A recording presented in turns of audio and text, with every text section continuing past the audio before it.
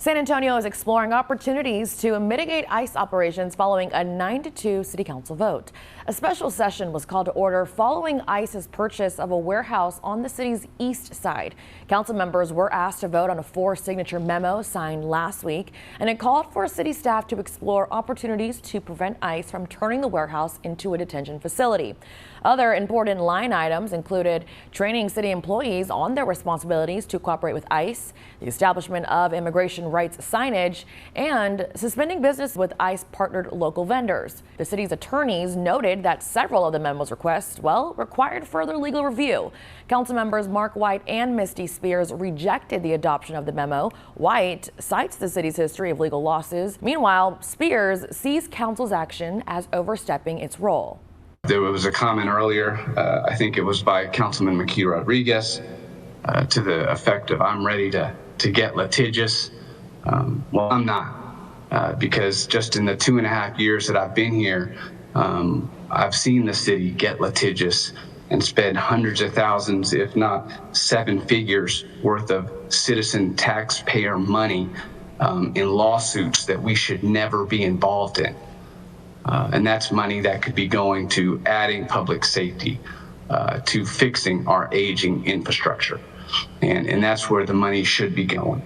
Some here want to risk additional federal funding, openly antagonizing the federal government and interfere with federal enforcement efforts. But to what end? The federal government will not be pressured by this council. The only thing this approach accomplishes is putting San Antonio in a worse position financially and legally. Let the courts resolve due process claims. Let law enforcement do their job, and let this council focus on governing responsibly. This is our role, and we need to get back to it.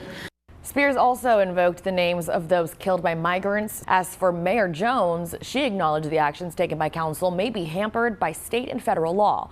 Jones last week publicly called for D.C. lawmakers to hold funding for ICE. The mayor said ultimately it may be up to voters to protest with their votes in the midterms. As mentioned by numerous of my colleagues up here, we got here because of an election. We'll have something different, something better because of an election. Early voting starts on the 17th, runs through the 27th. And make sure you know where those county officials, those state representatives, and those federal representatives seeking your vote, where they are on these issues. Are they okay with using state laws to potentially silence students exercising their First Amendment rights? Are you okay with a federal representative that thinks that a detention center is a jobs opportunity? So please make sure you vote wisely and make sure that you encourage all of your friends and family to do so.